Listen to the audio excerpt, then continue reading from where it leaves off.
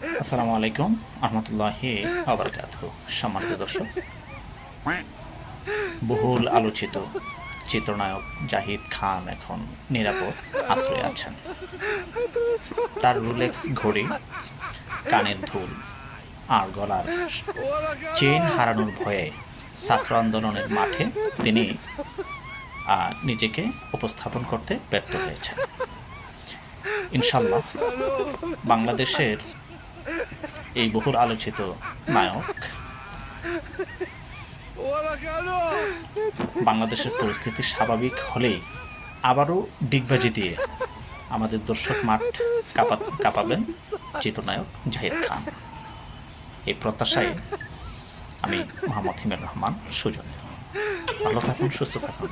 আল্লাহ হাফেজ। আসসালামু আলাইকুম রহমতুল্লাহি ওয়া বারাকাতুহু।